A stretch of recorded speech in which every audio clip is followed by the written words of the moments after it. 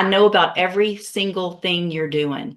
But honestly, we're ready to get you out of our jail because you've been such a menace. When you get to TDC, you think you're funny, you're young, you're not going to get away with what you're getting away with here in TDC. There's some bigger, badder, worse people than you there. My money is on you not doing that. Which one are we, what cause number? Oh, but just like, we're gonna go on 523, Okay. 352 and 431 Okay. with the dismissal of the remaining case. Tell me which one we're dismissing. That'll be the easier one. Okay, we're dismissing 353. 353. Got it. Thank you. Good morning, sir. Are you John Jones? Yes, ma'am. And Mr. Wilkerson, will your client waive the formal reading in each case of the indictment? Yes, Your Honor.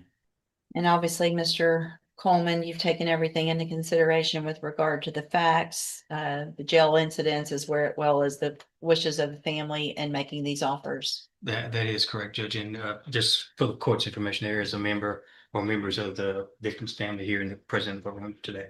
Okay. And I've conferred with her about the case. Okay.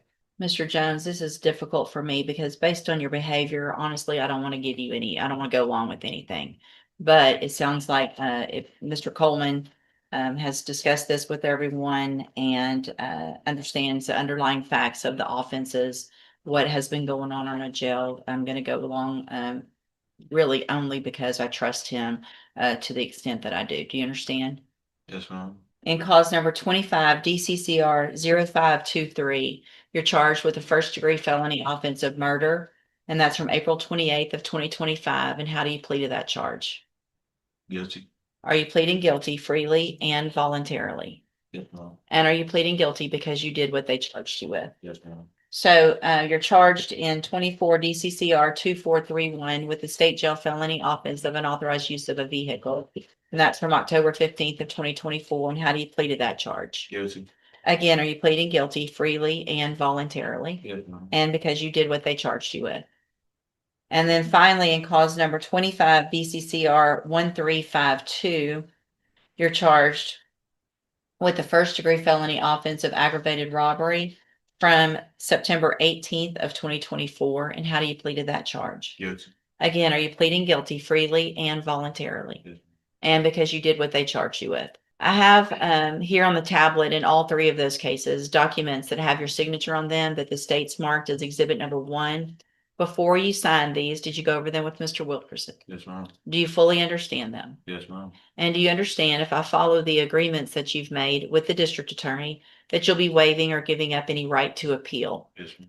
Do you also understand if you're not a U.S. citizen that a plea of guilty or no contest may result in your deportation, exclusion from admission to the country, or denial of naturalization under federal law?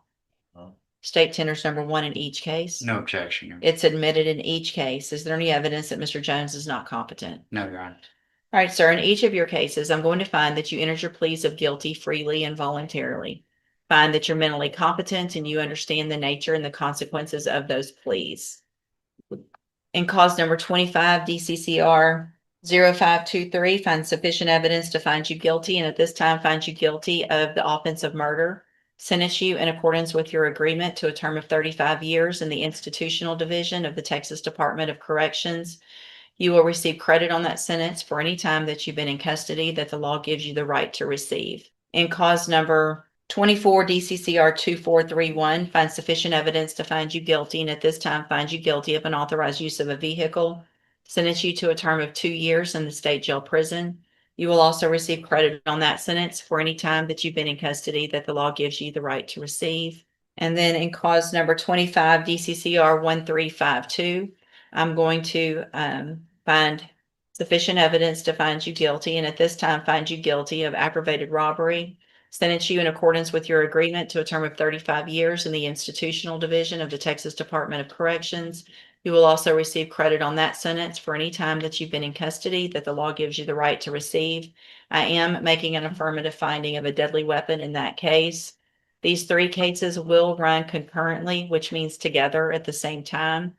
I'm going to hand you in all 3 of your cases the trial court certifications that shows that these were agreements that I followed, and so you've waived your right to appeal. I'm also going to hand you a written admonishment regarding your ineligibility to possess a firearm or ammunition. Because of the judgments entered against you, you're ineligible under Texas law to possess a firearm or ammunition. Possession of a firearm or ammunition could lead to charges against you. If you have questions about the laws that make you ineligible to possess a firearm or ammunition, or about how long that lasts, you can talk with Mr. Wilkerson. Now, let me tell you one more thing, Mr. Jones. You're still going to be in our jail for a limited time before they transfer you to TDC. You will pick up another charge as quickly as you do anything else stupid in our jail or here. And if you think it's funny to ask my bailiff what he would do if you tried to get his gun, you're going to end up with another charge. I know about every single thing you're doing. Don't think there's anything that you're doing out there or here that I don't know about. He could press charges on you right now. But honestly, we're ready to get you out of our jail because you've been such a menace to everyone out there with what you're doing. And let me tell you, when you get to TDC, you think you're funny, you're young, you're not going to get away with what you're getting away with here in TDC. There's some bigger, badder, worse people than you there. And also, if you think you're going to make parole by acting how you've been acting, you're not. I would bet money today that you're going to be in our prisons for 35 years because you don't know how to behave. Prove me wrong, and that would be great. If you figure it out and start learning how to mature and act like a normal human being like the rest of us. But my money is on you not doing that. So I wish you'd prove me wrong, because everybody that has to deal with you, they're just doing their job and you're putting them through all that. Is there a victim impact statement? No, Judge. Go back with the bailiff.